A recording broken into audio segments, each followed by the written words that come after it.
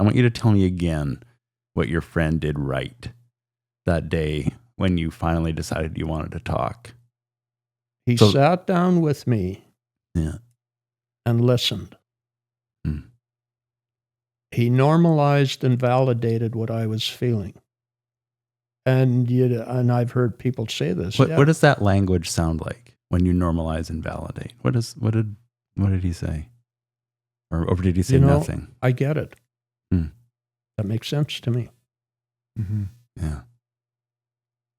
I don't think he even, and this is 20 years ago, I don't think he even said, well, if I had, I would do this. It was more just, I get it. So back to my 1 in 10, you didn't need to hear from him. How can I help you? No. Right. He helped me by listening. And that was huge. Because we have, can I go down this path? Yeah, we have these thoughts running around in our head, right? And when you're dealing with anxiety or depression, these thoughts can take you all over the place. And half of those thoughts are BS to begin with, right? But they're there. Mm-hmm. And so when you just leave them in your brain, they stay there and percolate and don't go away. When you verbalize something, and that's what I did that morning, I verbalized everything going on up there. And what happened is when it started spewing out, number one is I came to the realization that half of what I was saying sounded bizarre, bunch of BS, right? And the other part was I was relieving a load that I was carrying.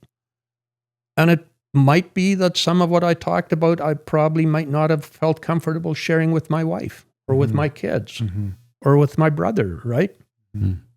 But it was someone that I felt safe sharing this with because I knew he'd go home and I knew that he wasn't going to talk to other people about it, and I felt comfortable with it. What if you don't have that person, that friend? Is that when you call the helplines? Or we do that maybe anyway? Well, yeah, I think there's a lot of benefit to, and we still have the Manitoba Farm and Rural Stress Line. Right. I'm not going to say what I think about that. But we also have a national crisis line, which was started by the Canadian Centre for Agricultural Wellbeing.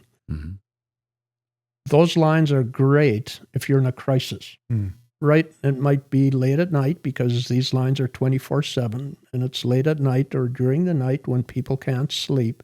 Being able to call in and to talk to someone.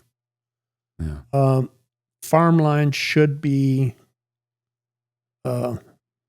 operated by someone that knows something about agriculture. And the Manitoba Farm and Rural Stress Line, I'm not sure it is that much anymore, but so you can call in and they can relate and say and just help you talk this thing through, right? But absolutely, there's absolutely no shame in making an appointment with a counselor.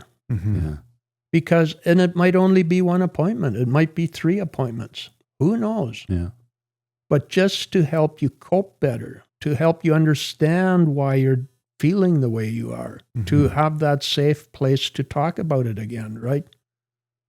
Because when my farm was in financial trouble, did I feel comfortable talking to my wife about it? Absolutely not. Because it made me feel like a failure. I didn't want to put that burden on her. And so I didn't.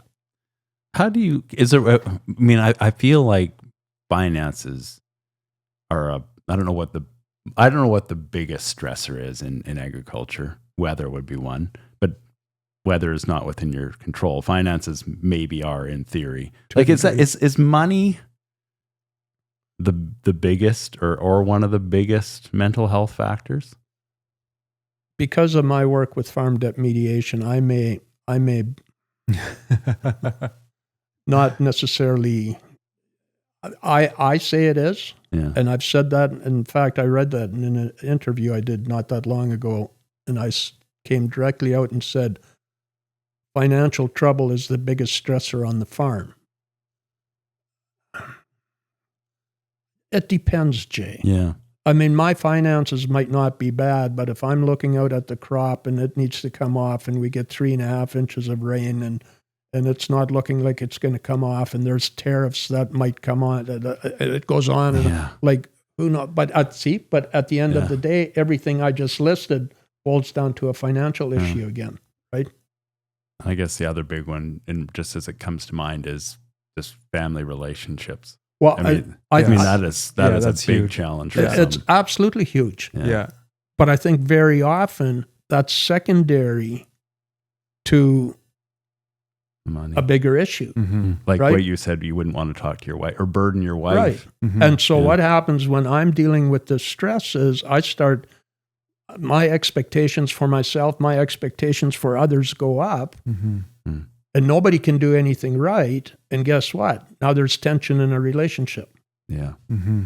And of course, and I think I know where you were going with your comment is family farms, succession planning, kids, parents. It's huge.